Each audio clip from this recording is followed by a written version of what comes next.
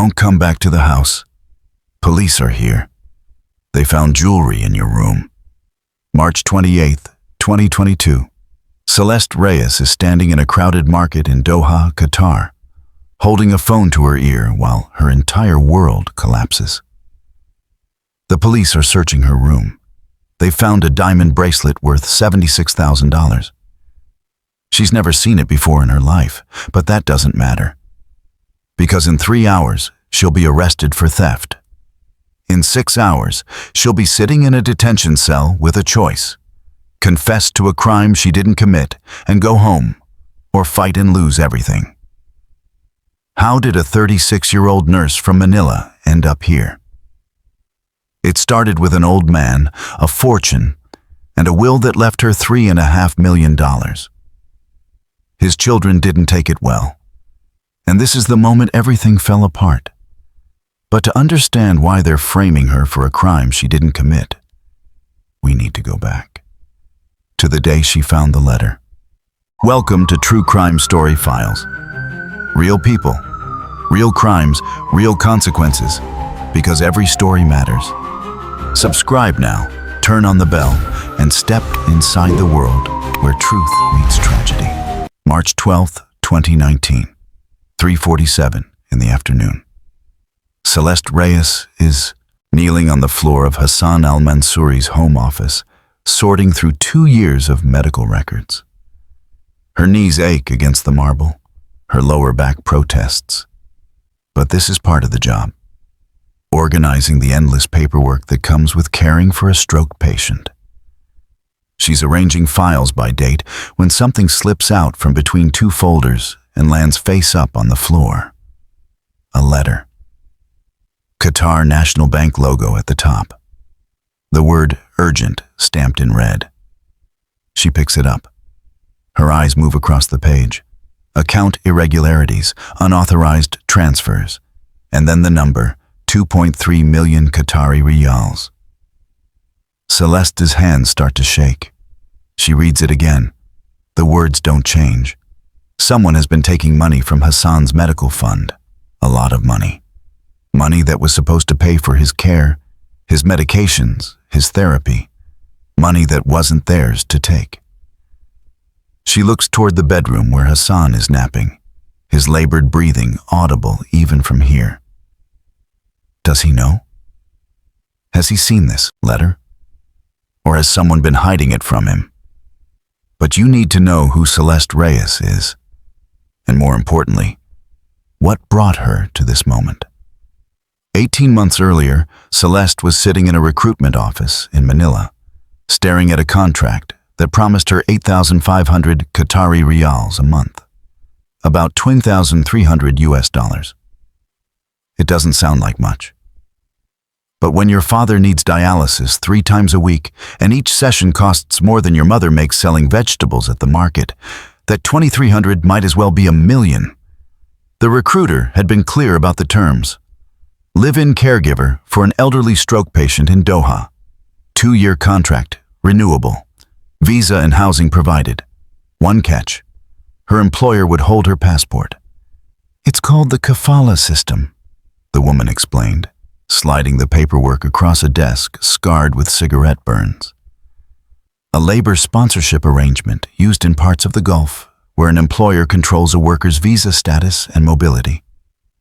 Celeste had asked the question that was burning in her throat. What if there's an emergency at home? The recruiter's smile hadn't reached her eyes. Then you'll need to ask very nicely.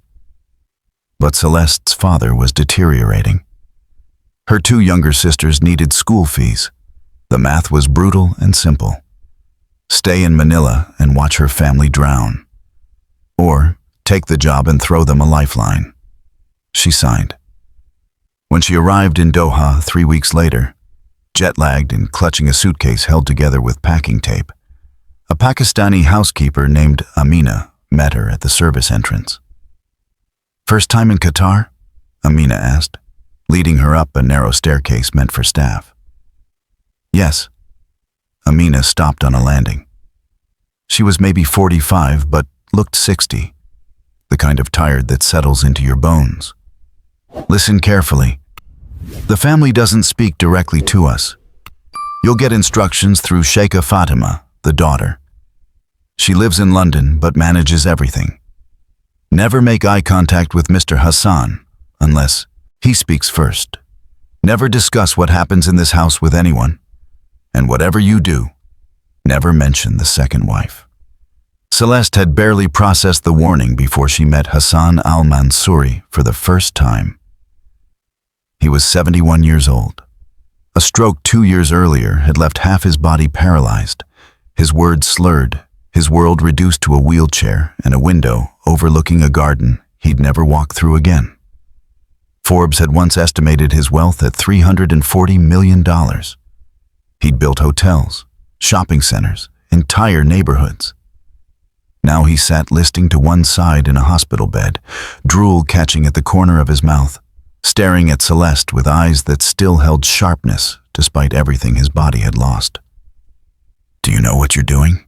he'd asked, the words slow and thick. She'd straightened her shoulders. "Yes, sir. I'm a registered nurse. 4 years at Manila General Hospital." He'd studied her for a long moment, then nodded once. That had been 18 months ago. Now, kneeling on his office floor with a bank letter in her hands, Celeste realizes something. She cares about this man. Somewhere between the daily medications and the physical therapy sessions, between reading him poetry and playing the music his late wife loved, Hassan stopped being just a patient. He became someone worth protecting. That night, Celeste can't sleep. She keeps thinking about the letter, about the numbers that don't add up. At 2 a.m., she slips out of her small bedroom and returns to Hassan's study. The door creaks. She freezes, listening. Hassan's breathing continues, steady and deep from the next room. She exhales and steps inside. This time she knows what she's looking for. She finds the bank statements in the bottom drawer of his desk, filed neatly by year. Her hands move quickly, quietly, pulling out folder after folder. There, monthly transfers. 50,000 riyals one month, 80,000 the next, sometimes more. All going to a account under the name K. al-Mansouri. Khalid, Hassan's son. She keeps digging, finds invoices for medical equipment that was never delivered, bills for nursing services from an agency she's never heard of, receipts for medications Hassan has never taken. The pattern is clear. Someone has been stealing from Hassan for years. While he lay paralyzed and helpless, unable to check his own accounts, unable to ask questions, someone, his own son, has been draining his medical fund. Celeste sits back on her heels, her heart hammering. She thinks about what Amina said on her first day. Never discuss what happens in this house. If she reports this, she's breaking that rule. If she shows Hassan, she's inserting herself into family business that isn't hers. If this gets out, Khalid will know someone went through the files. And there's only one person with access. Her visa, her passport, her family's lifeline. All of it depends on staying invisible, on keeping her head down and her mouth shut. But there's Hassan in the next room. A man who's been robbed by his own child while too weak to defend himself. And there's Celeste's reflection in the window. A 34-year-old nurse who spent 4 years in school learning how to care for people. Who took an oath to do no harm. Standing by while someone is being hurt? That's harm. Her hands are shaking as she pulls out her phone. The camera flash is bright in the dark room, reflecting off the glass of a picture frame on the desk. She sees her own face in that reflection. Frightened, uncertain, but determined. Click. The bank statement. Click. The transfer records. Click. The fraudulent invoices. She puts everything back exactly as she found it. Tomorrow morning, she'll show Hassan what she's discovered. Tomorrow morning, everything changes. The sun rises over Doha. Celeste barely slept. She's made coffee twice, poured it out both times without drinking it. Her hands won't stop shaking. At 7 a.m., she hears Hassan stirring. She helps him with his morning routine. Medications, breakfast, the start of his physical therapy. She's done this 1,000 times. But today, her movements are mechanical. Her mind is elsewhere. Finally, when he's settled in his chair by the window, she reaches into her pocket. "Mr. Hassan," she says quietly, "we need to talk about your son." She hands him the printed bank statement and watches his face change as he reads. Hassan al-Mansouri doesn't say anything for a full minute. He just sits there in his wheelchair by the window, the bank statement trembling in his good hand. His left side is paralyzed, has been since the stroke, but his right hand works just fine. And right now, it's shaking with something Celeste has never seen in him before. Rage. Pure, cold rage. Then his fingers curl. The paper crumples in his fist. When he finally speaks, his voice is hoarse, broken not by the stroke this time, but by something deeper. How long? Celeste takes a breath. She's been dreading this question since she found the first document. At least 5 years, Mr. Hassan. Maybe longer. The earliest transfer I found was dated April 2014. But there could be more. I can keep looking if you want me to. He cuts her off. 5 years. The words hang in the air between them. 5 years. His son has been stealing from him for 5 years, and Hassan had no idea. He looks out the window at the garden he can't walk through anymore, at the life that was taken from him one morning in 2015 when a blood clot traveled to his brain and left half his body useless. Celeste has heard pieces of the story from Amina, from the physical therapist, from the fragments Hassan himself has shared during their long afternoons together, but she's never heard him talk about it directly. Not like this. "I met Priya in Mumbai," he says quietly. 2003, business conference. She was translating for an Indian company I wanted to partner with. Smart. So smart and kind. She didn't care that I was Qatari, that I was wealthy, that my family would never approve. His jaw tightens. My first wife had died 6 years earlier. My children, Fatima was 26, Khalid was 23, they told me it was too soon, that Priya was after my money, that I was embarrassing them. Celeste has seen the photograph, the one hidden in Hassan's Quran. A small Indian woman with warm eyes holding Hassan's hand in front of the Burj Khalifa. Someone had tried to tear it in half.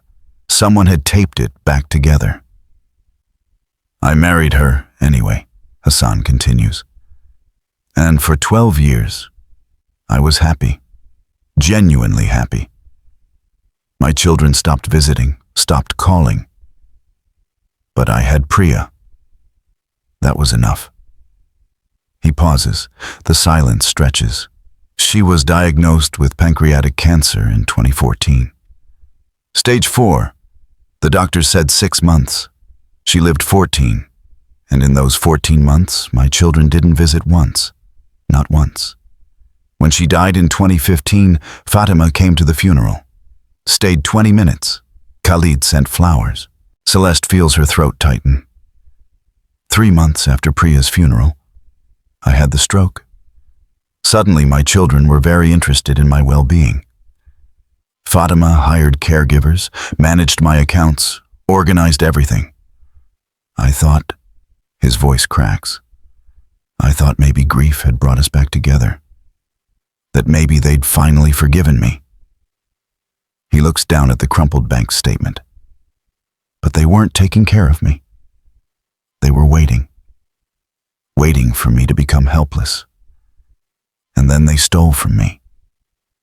3 days later, while Fatima is in London and Khalid is in Paris, Hassan makes a phone call.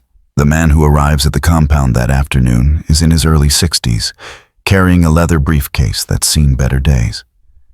His name is Tariq Al-Khatib. He's been Hassan's attorney for 32 years, handled his business contracts, his property deals, his first wife's estate, and Priya's modest will. He's one of the few people Hassan still trusts completely. They meet in Hassan's study. Celeste brings tea, then starts to leave, but Hassan stops her. "Stay. You need to hear this." She sits. Hassan slides the documents across the desk. The bank statements, the transfer records, the fraudulent invoices. Al-Khatib reads in silence, his expression growing darker with each page. Finally, he looks up. "This is embezzlement. Criminal embezzlement. We could file charges." "No," Hassan says immediately.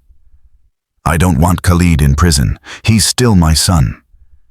But I want to protect what's left. And I want to change my will." Al-Khatib leans back. "If you change your will now, Fatima and Khalid will contest it. They'll claim diminished capacity, undue influence, coercion. They'll argue the stroke affected your judgment. They'll fight it with everything they have. Then we build a case they can't fight." The lawyer considers this, then nods slowly. "We'd need 3 things. First, medical documentation proving you're of sound mind. Cognitive assessments from multiple doctors, not just one.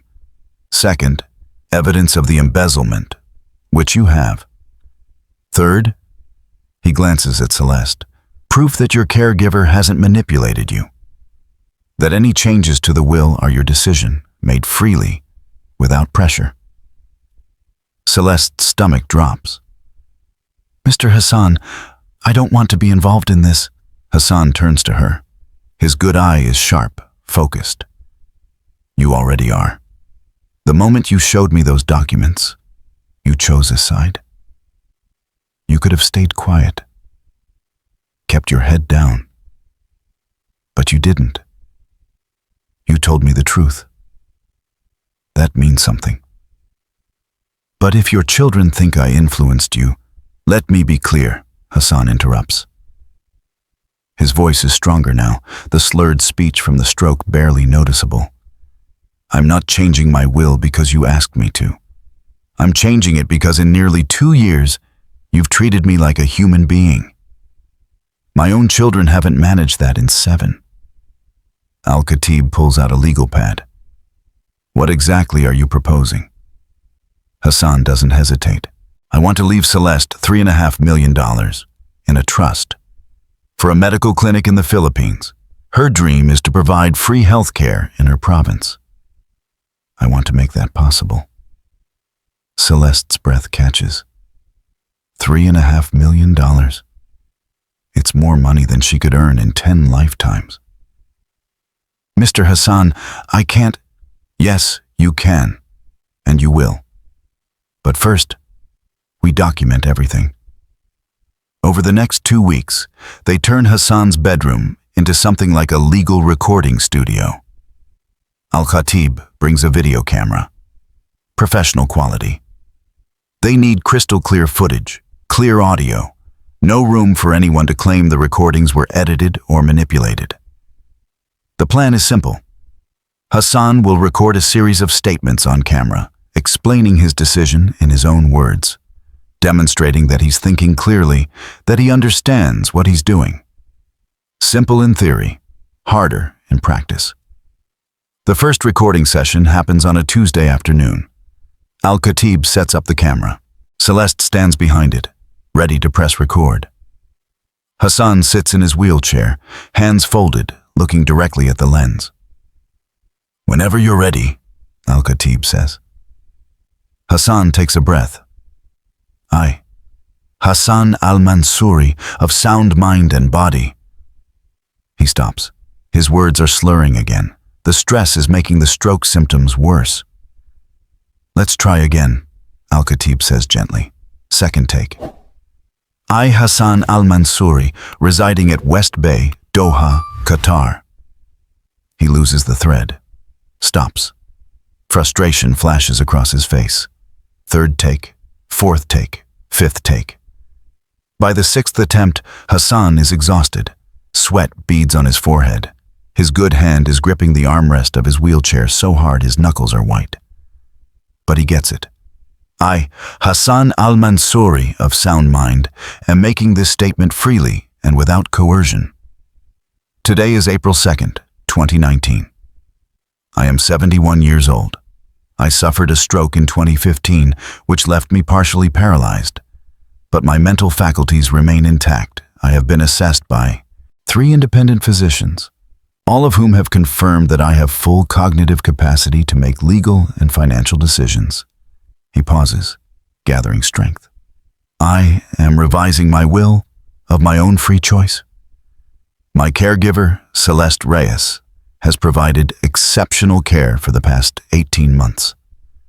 She has treated me with dignity and respect. She has never asked me for money or gifts. She has never pressured me in any way. My decision to include her as a beneficiary is mine alone, based on gratitude for her service and a desire to support her dream of opening a medical clinic in the Philippines. His voice is steady now, clear. To my children, Fatima and Khalid, you will still inherit the majority of my estate. But you abandoned me when I needed you most. Celeste did not. That is why I am making this choice. Al-Khatib stops the camera. The room is silent.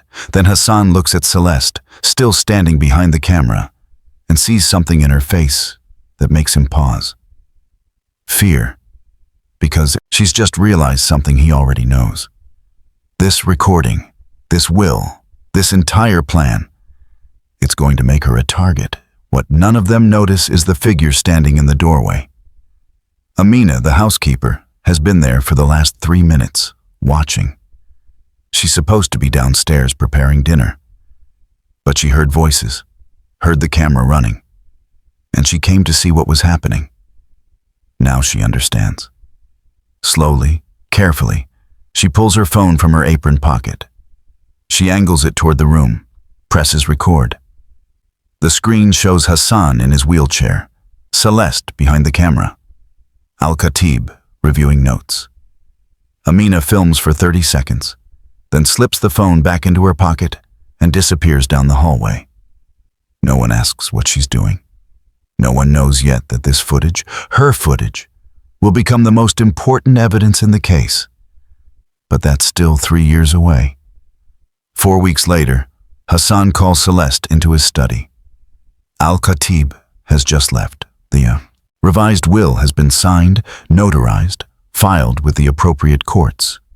Everything is legal. Everything is documented. It's done.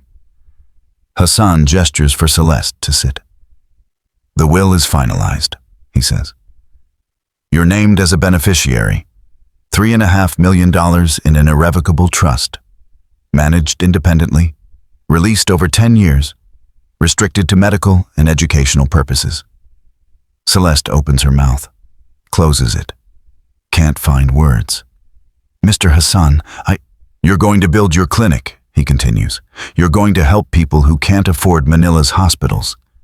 You're going to do the work you were meant to do. She feels tears prickling at the corners of her eyes. Gratitude, yes. But also fear. Deep, bone-chilling fear. Because she knows what this means. When Hassan dies, when that will is read, Fatima and Khalid will come for her. They'll fight. They'll accuse. They'll do whatever it takes to break that trust. Hassan sees the fear in her face. He reaches out, grips her hand with his good one. They will come for you, he says quietly. When I'm gone, they will try to destroy you. I know that. But Celeste, you've given me nearly 2 years of dignity. Let me give you this. Let me give you a future. She nods. Doesn't trust herself to speak. A future. That's what he's offering. But futures, she's learning, come with a price. Celeste just became the target of a multi-million-dollar inheritance battle. If you're hooked, subscribe. We cover international crime cases where ordinary people face impossible choices. Now, let's see how the family reacts when they find out. November 14th, 2021, Hamad International Airport, Doha. The arrivals gate opens and two figures emerge, moving through the crowd with the kind of purpose that makes other travelers step aside without quite knowing why. Sheikha Fatima Al-Mansouri is 47 years old, impeccably dressed in a tailored cream suit that probably costs more than Celeste makes in 6 months. Her brother, Khalid, is 2 steps behind her, checking his phone, his jaw set tight. They haven't been to Doha together in over a year, haven't visited their father's house in even longer. But someone, a clerk in Al-Khatib's office maybe, or a court administrator with debts to pay, has told them about the will, about the $3.5 million, about Celeste. And they've come to fix the problem. Back at the compound in West Bay, Celeste has no idea they're coming. It's late afternoon. She's in Hassan's room, guiding him through his physical therapy routine. His left leg is strapped into a resistance band.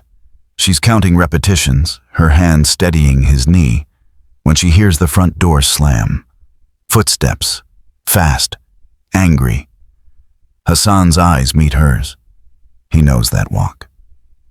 The bedroom door flies open. Fatima stands in the doorway, her face a mask of cold fury. Behind her, Khalid fills the frame, arms crossed. "Get out," Fatima says, not to her father, to Celeste. Celeste straightens, glances at Hassan. He's watching his daughter with an expression she's never seen before. Not fear, something colder. Resignation, maybe, like he's been expecting this. "She stays," Hassan says. His voice is quiet but firm. "This is a family matter. She stays." The air in the room goes tight. Fatima's eyes flick to Celeste, then back to her father, calculating. Then she steps inside, Khalid following. The door closes behind them. Celeste moves to the corner of the room, her back against the wall. Every instinct is screaming at her to leave, to get out of the way. But Hassan asked her to stay, so she stays. And she becomes a witness to everything that happens next. Khalid speaks first. His voice is controlled, but there's an edge underneath that makes Celeste's skin prickle. $3.5 million. To a caregiver you've known for less than 2 years. Hassan doesn't flinch. 4 years. And where were you during those 4 years, Khalid? We've been managing your affairs. Is that what you call it? Managing? Fatima cuts in, her tone sharp. This is manipulation, Baba. Can't you see that? She's isolated you from your family, turned you against your own children. Isolated? Hassan's voice rises, the stroke-slurred words coming faster. You visit twice a year, for 10 minutes. You ask about my medications and my blood pressure like you're checking stock prices. You haven't asked me if I'm happy, if I'm lonely, if I'm afraid. Not once in 4 years. We hired the best care. You hired people to keep me alive. Celeste treats me like I'm still human. Fatima's face hardens. She turns to Celeste, and when she speaks, her voice could cut glass. You put him up to this. You manipulated a sick old man. I showed him documents, Celeste says quietly. She's terrified, but she keeps her voice steady. Bank statements, transfer records. He made his own decision about what to do with them. The room goes dead silent. Khalid's expression doesn't change, but something shifts behind his eyes. What documents? Hassan leans forward in his wheelchair. The ones showing that you've been stealing from my medical fund since 2016. 500,000 riyals 1 year. $600,000 the next. Equipment that was never delivered. Services that were never provided. 5 years of embezzlement, Khalid. Your signatures on every transfer. For the first time, Khalid's composure cracks. You have no proof. I have everything. Bank records dating back to 2016. Invoices with your authorization. Transfers to your personal accounts. All of it documented. All of it verified by forensic accountants. The silence that follows is suffocating. Fatima recovers first. She turns on Celeste, and her voice is no longer cold. It's venomous. You did this. You went through his private files. You turned him against us. This is elder abuse. No, Hassan interrupts. His voice is steel. Stealing from me while I was paralyzed and helpless, that's abuse. Celeste exposed it. There's a difference. Fatima changes tactics. She's not stupid. She's been negotiating business deals since she was 25, running a consulting firm that operates in 3 countries. She knows when direct confrontation isn't working. So she pivots. She walks over to Celeste, her expression softening into something that might almost pass for kindness if you didn't look too closely at her eyes. Celeste, she says, her voice dropping to something gentle, reasonable. I understand. You've been working hard. You've provided good care for my father, and you deserve to be compensated for that. Celeste says nothing, just waits. So let's talk numbers. How much would it take for you to leave quietly? $100,000. That's more than 4 years of salary. You could go home, take care of your family. I don't want your money. $200,000 then. Cash. Transferred to any account you want. No questions asked. You resign, you sign a release, waiving any claims to the estate, and you go home with enough money to change your family's life. It's a good offer. A great offer, actually. $200,000 is generational wealth in the Philippines. Celeste could pay off her father's medical debts, put her sisters through university, buy her mother a house. But it's also a trap. Because the moment she accepts, she proves everything they're accusing her of. That she's just after money. That she manipulated Hassan. This wasn't my decision, Celeste says carefully. Mr. Hassan chose to revise his will. I didn't ask for anything. I'm not going to ask him to change it back. Fatima's mask slips. The gentleness vanishes. Everything in this house is our money. The compound, the cars, the staff, you. All of it belongs to this family, and you are making a very serious mistake if you think you can take what's ours. Khalid steps forward. When he speaks, his voice is quiet. Deadly quiet. You have 24 hours to resign and sign a release. If you don't, we will make your life in Qatar very, very difficult. Do you understand what I'm saying? Celeste understands perfectly. She's heard the stories from other Filipino workers, employers who confiscate passports, who file false police reports, who use the kafala system like a weapon. She looks at Hassan. He's gripping the armrest of his wheelchair, his face pale but his eyes fierce. She nods, not in agreement, just in acknowledgement. I understand. After they leave, doors slamming, car engines roaring to life outside, Hassan sits in silence for a long moment. Then he reaches out and grips Celeste's hand with his good one. The will has a clause, he says. If they harm you in any way, threats, coercion, false accusations, their inheritance is frozen pending a full investigation. Everything stops until the courts determine what happened. Celeste's throat is tight. They're going to try anyway. I know. That's why we keep documenting. Everything, Every conversation, every threat. Al-Khatib is building a case that they can't break. He squeezes her hand. I'm sorry. I've made you a target. You gave me a future, Celeste says softly. That's worth fighting for. Neither of them notices Amina standing in the doorway, half hidden behind the frame. Her phone is out, the camera recording. She's captured the entire conversation. Fatima's threats, Khalid's ultimatum, all of it. She slips the phone back into her pocket and disappears down the hallway.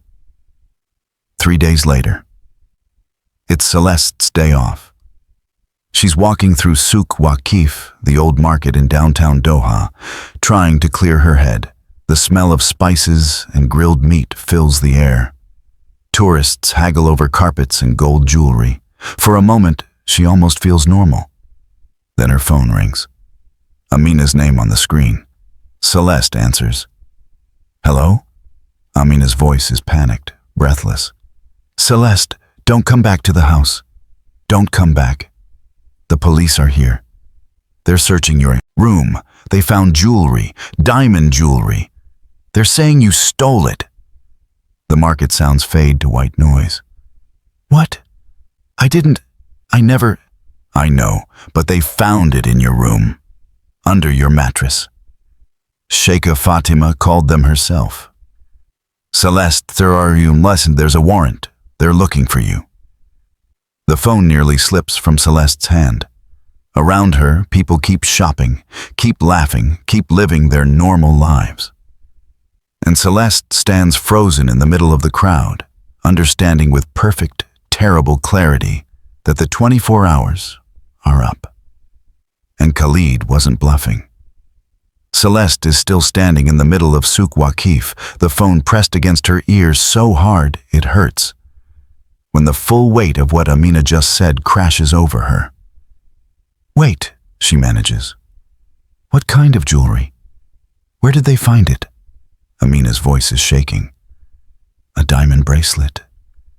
They're saying it's worth 280,000 reals.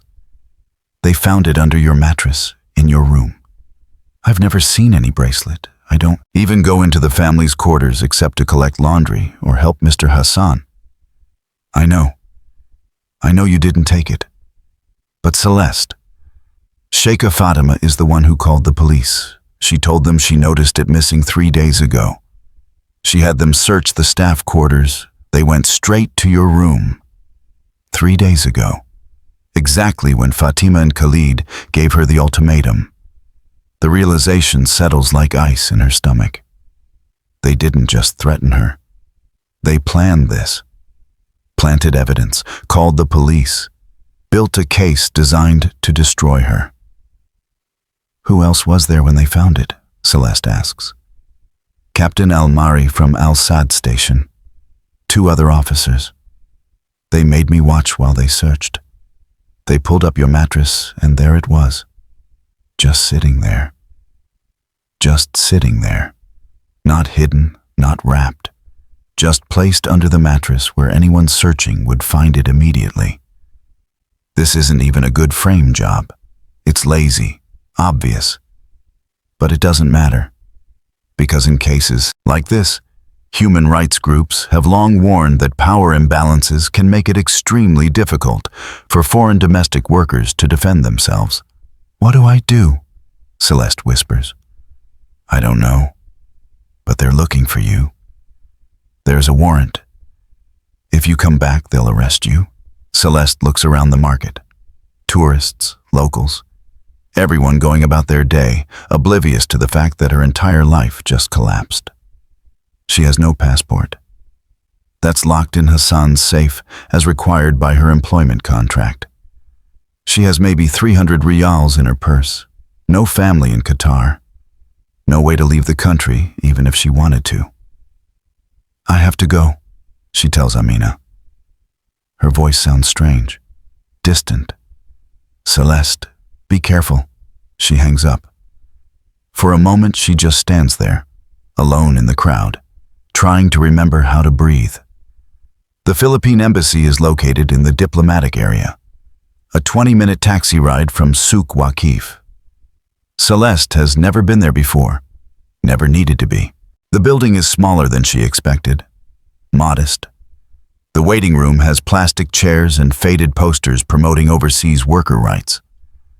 There are maybe a dozen other Filipinos waiting, mostly women, all with the same exhausted, worried expressions. The consular officer who sees her is in his early 30s. His nameplate says, Lorenzo Diaz, Vice Consul. He looks genuinely sympathetic when she explains her situation, which somehow makes it worse. There's an arrest warrant, he confirms, checking his computer. Issued this morning. Theft of property valued at 280,000 Qatari riyals. Under Article 334 of Qatar's Penal Code, that carries a potential sentence of up to 7 years. 7 years. Celeste's hands are shaking. I didn't steal anything. They planted it. The family is trying to force me out because... I understand, Diaz says gently. And we believe you. But here's the situation. We can provide you with a lawyer. We can attend police interviews with you. We can monitor your case to ensure you're treated fairly. What we cannot do is prevent your detention or interfere with Qatar's legal process. How long would I be held? He hesitates. If you fight the charges and request a trial, the courts here are backlogged. 6 months minimum before your case is heard. Could be as long as a year.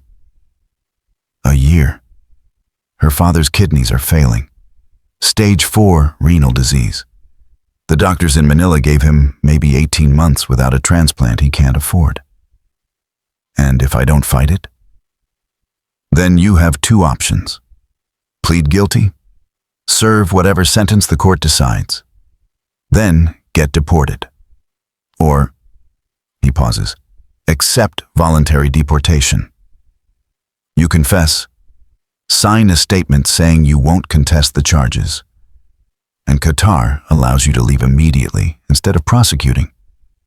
But if I confess, you lose any claims to your employer's estate, any inheritance, any trust, anything promised in a will. It all becomes void because you'll have a criminal record. There it is. The trap perfectly laid. Confess and go home with nothing. Fight and spend a year in detention while her father dies and her family drowns in debt. Diaz leans forward. Celeste, I know this is an impossible choice, but I need to be honest with you. Fighting a legal process as a domestic worker is extremely difficult, especially when your employer is the one making the accusation. What would you do? She asks. He looks at her for a long moment. I'd turn myself in. Better to go willingly than have them pick you up on the street. And then I'd call the best lawyer you can afford and prepare for the fight of your life. Al Sadd police station is all harsh fluorescent lights and polished white tile that echoes every sound. Captain Walid Al-Mari is maybe 50, with graying hair and an expression that suggests he's seen everything and believes none of it. He sits across from Celeste in an interrogation room that smells like industrial cleaner and stale coffee.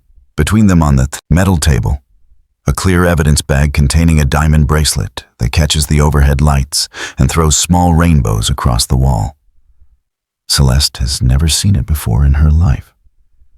Miss Reyes, Al-Mari begins, his English crisp and formal. You are here regarding the theft of property belonging to Sheikha Fatima Al-Mansouri. Do you understand the charges? Yes. And I didn't steal anything. He slides a folder across the table, opens it. Inside are printed stills from security camera footage. This is you, is it not? Entering the family's private quarters on November 12th at 2:47 p.m.? Celeste looks at the image. It's her, yes. Carrying a laundry basket. I was collecting laundry. That's part of my job. I go into those rooms 3 times a week. And during those visits, you would have access to Sheikha Fatima's jewelry? I never touched her jewelry. I collect laundry from the bathroom hampers and make the beds, that's all. Almari pulls out another document. We have witness statements from household staff. They describe a pattern of you asking Mr. Hassan for gifts, demanding compensation beyond your salary, becoming angry when refused. Celeste's stomach drops. That's not true. Who said that? The statements are confidential, but multiple staff members have corroborated the same behavior. They got to them, threatened them, promised them something, or maybe just scared them enough that lying seemed safer than telling the truth. Almari leans back. Here's what I think happened, Miss Reyes. You've been working for the Al-Mansouri family for 4 years. You saw an opportunity, a wealthy, incapacitated employer, a family that's rarely present. You took advantage. And when they started asking questions about the will, you took something valuable to secure your position. That's not what happened. Then what did happen? She wants to tell him everything. About the embezzlement. About Hassan changing his will. About Khalid's threat and Fatima's ultimatum. But she can already see how it would sound. A foreign worker accusing a prominent Qatari family of theft. Who would believe her? Almari slides one more document across the table. This is a confession. You sign this, agree to voluntary deportation, and you go home. Today, no trial, no jail time. Just a flight back to Manila, and this entire situation ends. And if I don't sign? Then you remain in detention until your trial. Could be 6 months, could be longer. And Miss Reyes. His voice drops, not unkind, just matter of fact. Your father is very ill, isn't he? Stage 4 kidney failure. Your family needs you. The room tilts. They've done their research. They know exactly where to apply pressure. I need time to think, Celeste says. You have 24 hours. Then the offer expires, and this goes to prosecution. The detention cell is exactly what Celeste expected, and somehow worse. Concrete walls painted institutional beige, 4 metal bunks, a steel toilet in sauce, the corner with no seat. Fluorescent lights that never turn off. The smell of bleach trying and failing to cover the smell of too many bodies in too small a space. There are 3 other women in the cell when Celeste arrives, all Filipina, all domestic workers. The oldest, maybe 50, looks up when the guard locks the door behind Celeste. First time? She asks. Celeste nods. What did they say you did? Theft. They found jewelry in my room that I've never seen before. One of the younger women laughs bitterly. Planted evidence? Same thing they're doing to me. And her. She gestures to the third woman. Many domestic workers say they have experienced similar accusations when disputes arise. Maids who ask for their wages, nannies who complain about working conditions, anyone who becomes inconvenient. Are you going to fight it? Celeste asks. The woman shakes her head. I've been here 3 weeks already. My hearing keeps getting postponed. My lawyer says I could wait another 6 months. I'm signing the confession tomorrow. At least then I can go home. The older woman speaks up from her bunk. I watched 5 women come through this cell in the last month. All domestics. All accused of theft. Every single one signed and took deportation. Fighting cases like this is incredibly difficult, especially when the employer has significant resources and influence. What about you? Celeste asks her. I'm signing next week. I've been here 2 months. My daughter just had a baby in Manila. I'm missing everything. Her voice cracks. At this point, I just want to see my family again. Celeste sits on the edge of an empty bunk. The metal is cold through her clothes. 24 hours to decide. Confess to a crime she didn't commit and lose everything Hassan tried to give her. Or fight and watch her father die while she sits in this cell, waiting for a trial that might never come. She has one phone call. The guard said so when they processed her. She pulls the small business card from her pocket, the one Al-Khatib gave her after Hassan signed the will. In case of emergency, he'd said. This qualifies. She picks up the phone, dials.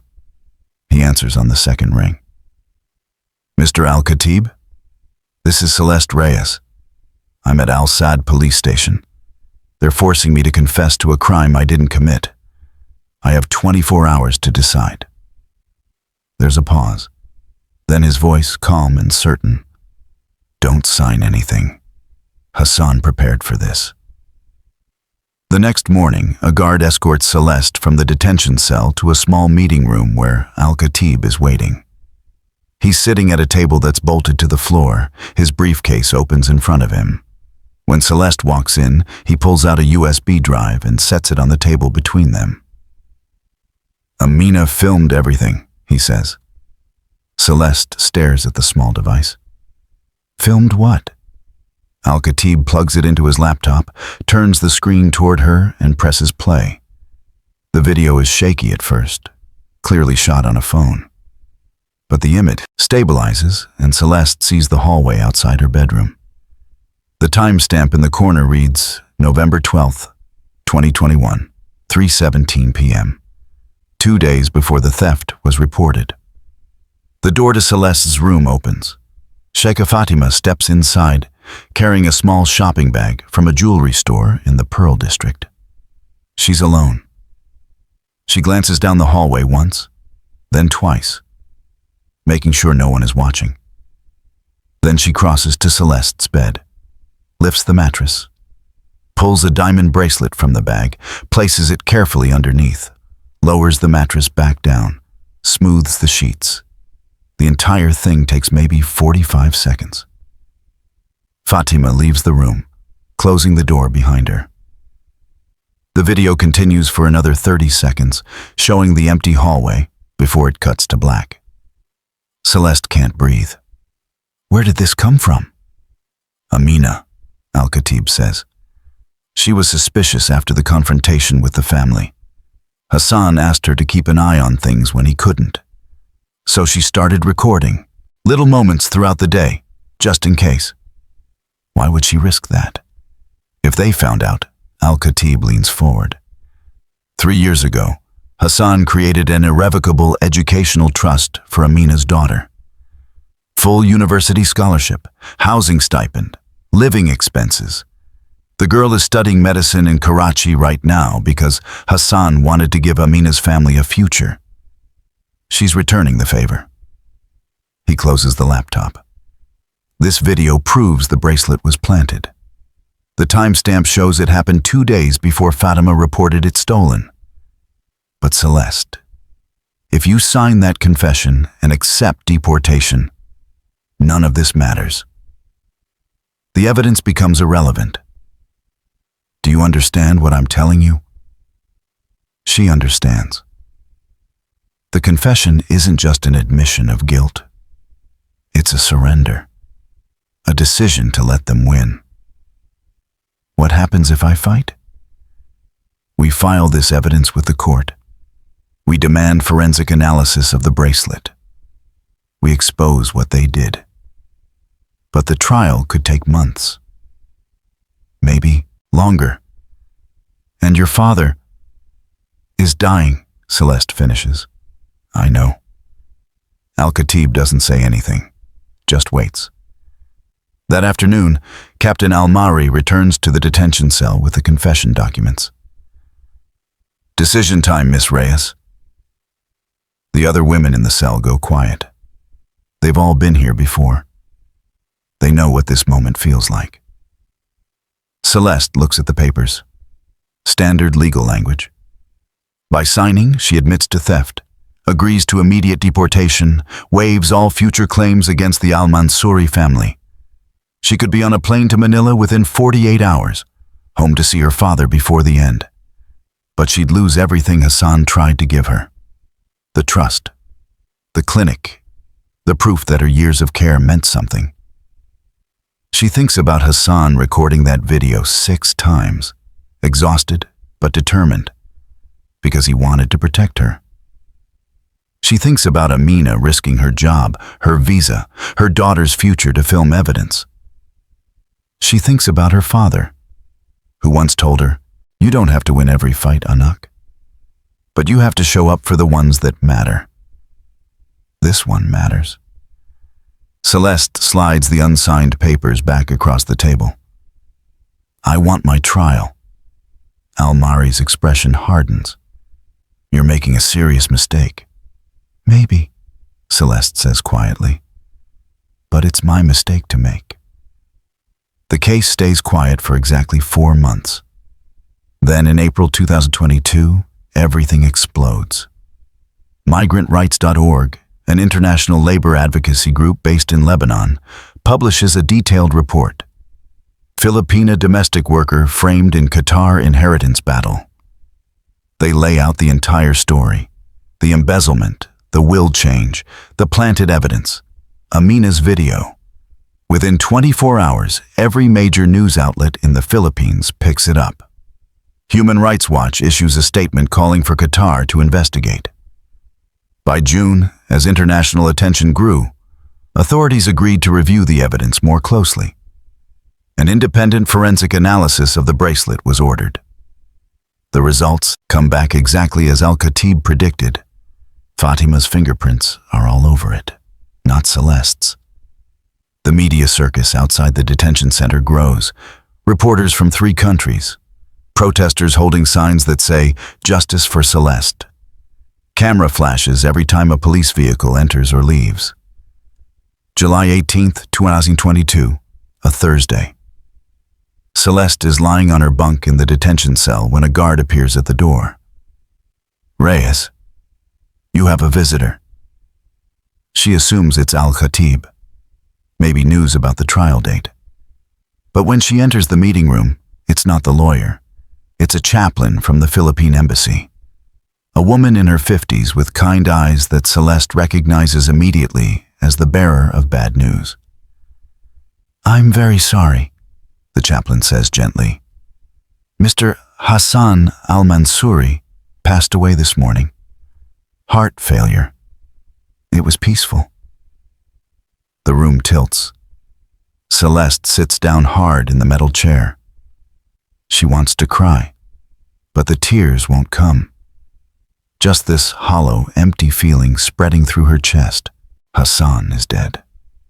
The man who saw her as human when his own children saw her as hired help. The man who tried to give her a future. He's gone and she wasn't there. She was sitting in a detention cell, fighting a battle he started, and he died alone. The chaplain touches her hand. He left instructions. The will remains unchanged. Everything he put in place for you still stands. Celeste nods. Can't speak. That night, she lies on her bunk and lets herself break down. Quiet crying because she doesn't want to wake the other women. But deep, wrenching grief that feels like it's tearing her apart from the inside. 1 month later, in August, it happens again. Her sister Maria calls. The prison allows 1 phone call per week, and this week, Maria's voice on the line is wrecked. 8. Papa's gone. Yesterday morning. Kidney failure. He was asking for you at the end. Kept saying your name. Celeste closes her eyes. Did he suffer? No. He just got tired.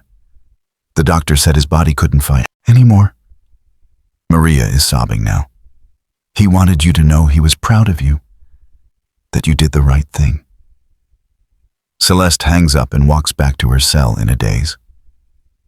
2 men who needed her, 2 men she loved, both dead while she sat locked in a concrete room fighting for money she's not even sure she wants anymore. That night, lying on the thin mattress that smells like industrial detergent and other people's desperation, Celeste asks herself the question she's been avoiding for months. Is any amount of money worth this? September 14th, 2022. Al-Khatib gets the call at 9:42 a.m. from the prosecutor's office. The voice on the other end is clipped, professional. "We're dropping all charges against Miss Reyes. The evidence has been problematic. The case is closed." No apology, no acknowledgement of the 8 months Celeste spent in detention, just problematic evidence and a closed case.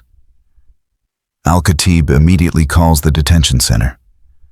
By noon, Celeste is standing outside Al-Saad police station, blinking in the Doha sunlight for the first time in nearly a year.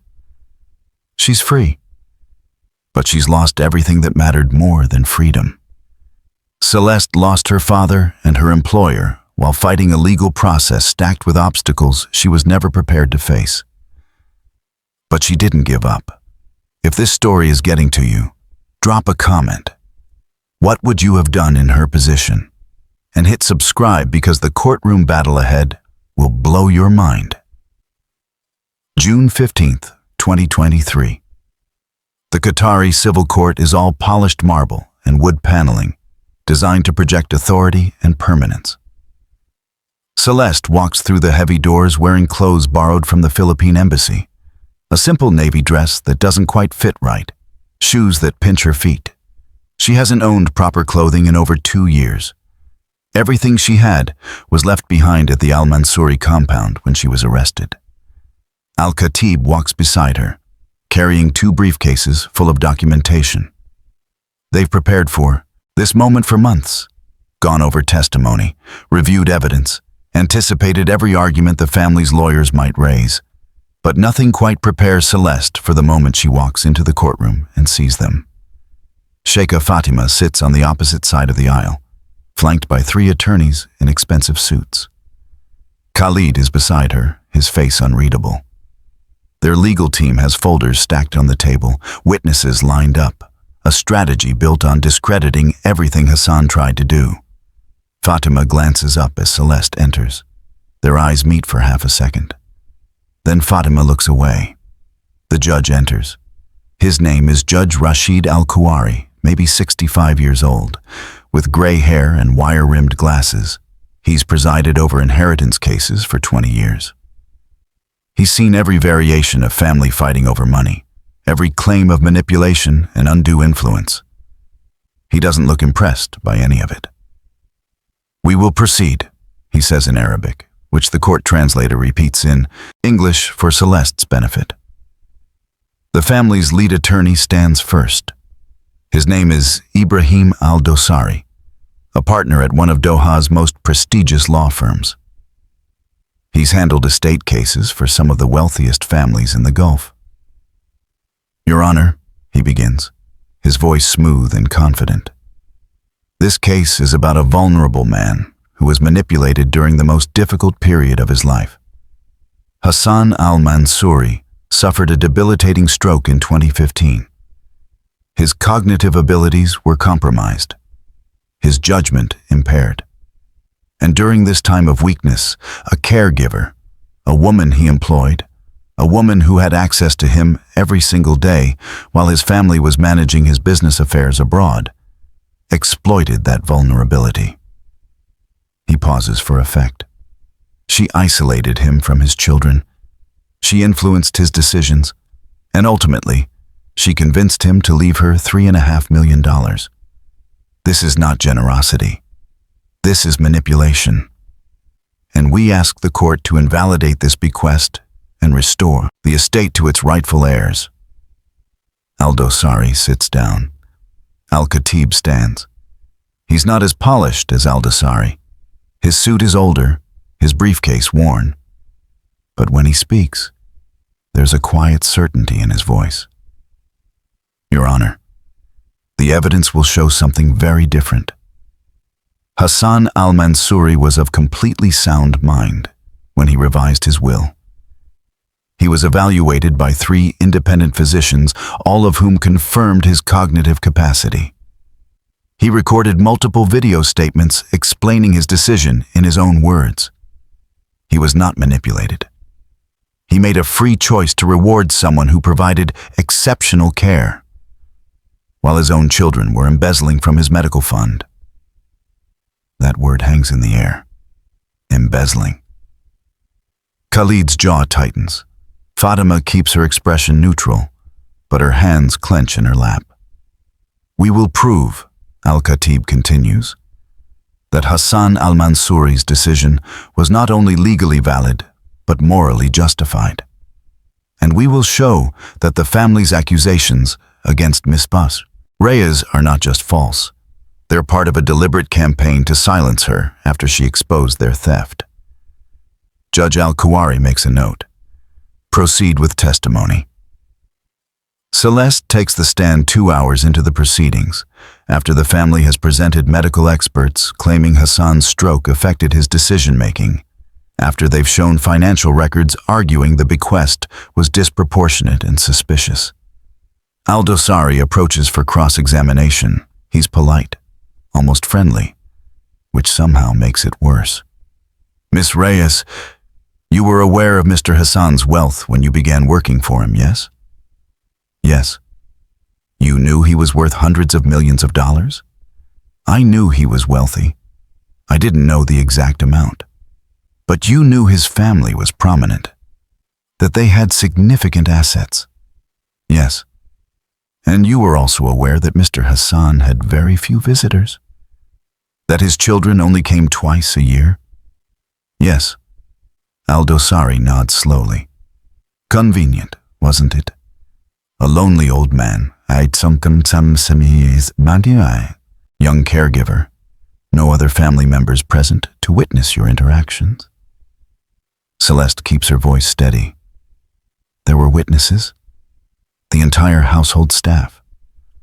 The physical therapists who came 3 times a week. The doctors who evaluated him quarterly, and the security cameras that Mr. Hassan himself installed throughout the house. Security cameras he installed after you arrived. Security cameras he installed because he wanted documentation. Because he knew... Celeste stops, chooses her words carefully. Because he knew his family would do exactly this. Exactly what, Miss Reyes? Try to erase me, the same way they erased his wife. Al-Dosari's expression flickers. That's a serious accusation. It's the truth. Priya al-Mansouri died in 2015. Within months, her photos were removed from the house. Her belongings were packed away. Her name stopped being mentioned. She was erased because the family never approved of her. And Mr. Hassan knew they'd try to do the same thing to me. The courtroom is silent. Al-Dosari recovers quickly. Or perhaps Mr. Hassan, in his diminished state, believed something that wasn't true. Perhaps you encouraged that belief. I encouraged him to remember his wife. I played music she loved. I treated him like the intelligent, capable man he still was, despite the stroke. If that's manipulation, then I'm guilty.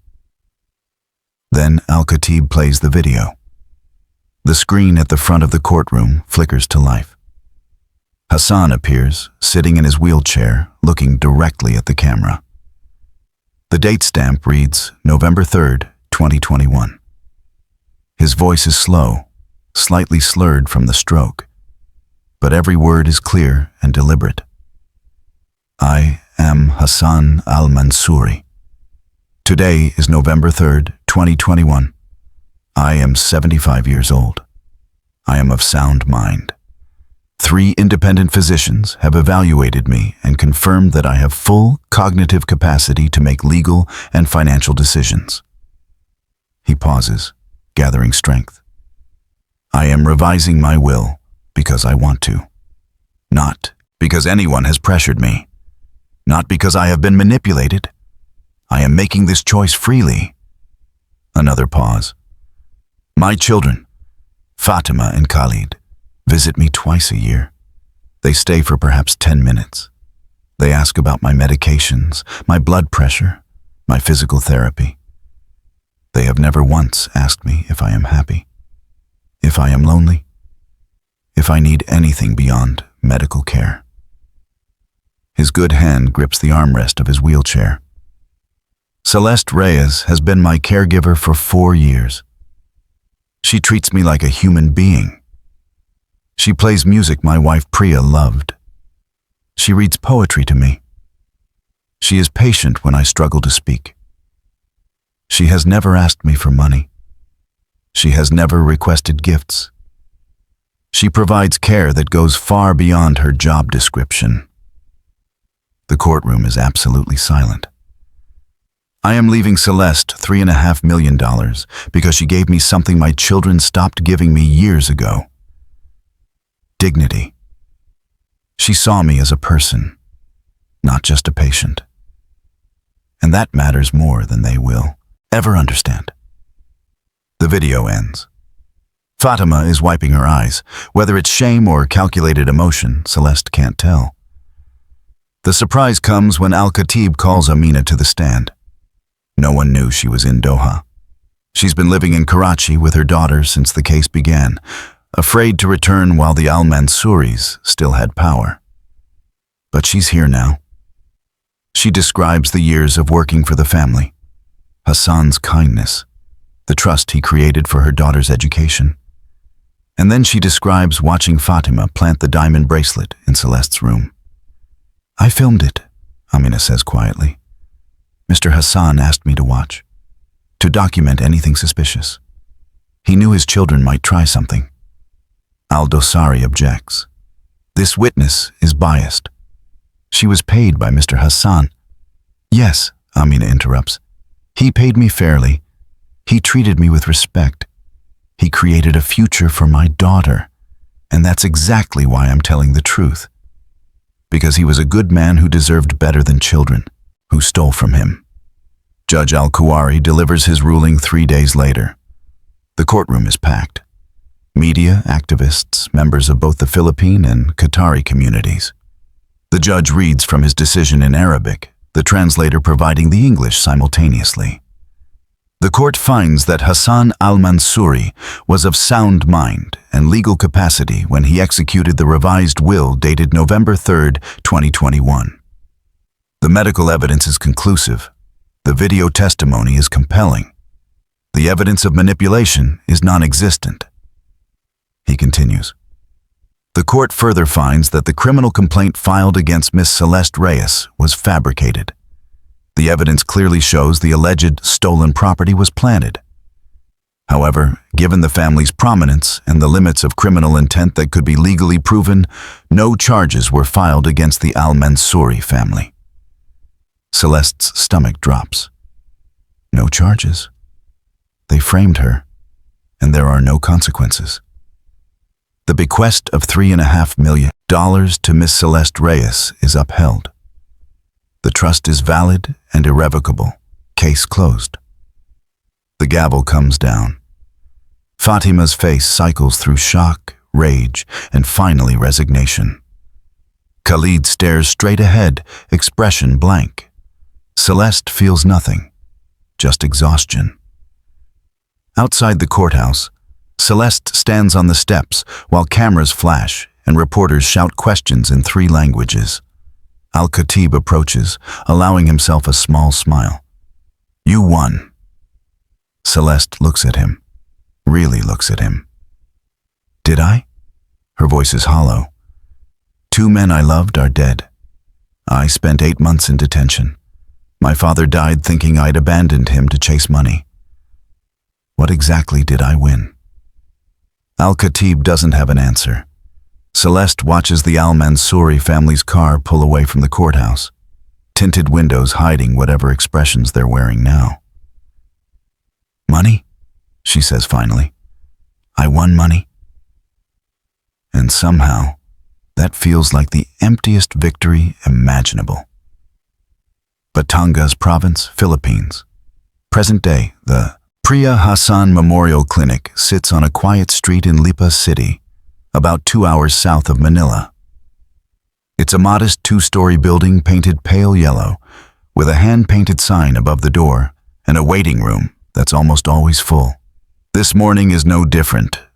Celeste is in the examination room with Mrs. Encarnacion, a 72-year-old woman with type 2 diabetes who walked 40 minutes from her barangay because she can't afford the bus fare. Celeste checks her blood sugar levels, adjusts her medication dosage, and makes notes in a worn patient file. "How much do I owe you, Doc?" Mrs. Encarnacion asks, already reaching for the small cloth purse she keeps tied around her waist. Celeste closes the file. "No charge. That's what we're here for." But the insulin is donated. "We have a partnership with a pharmaceutical program. You just need to come back every 2 weeks so we can monitor your levels." Mrs. Encarnacion's eyes fill with tears. She reaches out and grips Celeste's hand. "God bless you. You don't know what this means." But Celeste does know. She knows exactly what it means to have care when you can't afford it. To be treated with dignity when the world has taught you to expect less. She helps Mrs. Encarnacion to her feet. The same patient movements she used with Hassan, and guides her to the door where the next patient is already waiting. The clinic operates on a shoestring budget stretched as far as it will go. Free medications obtained through international aid programs and pharmaceutical donations. A physical therapy room with equipment purchased secondhand from Manila hospitals. 3 nurses on staff, all of them former domestic workers who came home from Kuwait, Saudi Arabia, and the UAE with their own stories of exploitation and survival. There's a small laboratory, a consultation room, an office that doubles as storage for supplies. It's not fancy, but it works. Around noon, a young woman in a white coat enters the consultation room carrying a stack of patient files. Dr. Yasmin Malik is 26 years old, fresh out of medical school in Karachi, doing her residency here instead of at one of Pakistan's prestigious teaching hospitals. She's Amina's daughter, the girl whose education Hassan funded with that irrevocable trust he created years ago. "Eight Celeste," she says, using the Filipino term of respect that means older sister. "We have 40 patients still in the queue, and the Gonzalez family just arrived with their son. He needs the club foot surgery consult." Celeste glances at the clock. It's already past lunch. "We'll see them all." Yasmin smiles. She's heard that before. They always see everyone, even if it means working until 8 or 9 at night. "My mother called this morning," Yasmin adds. "She's visiting family in Karachi. She says to tell you hello and that she's proud of what you've built here." Celeste feels warmth spread through her chest. "Tell her I said hello back and that I couldn't do this without her daughter." It's true.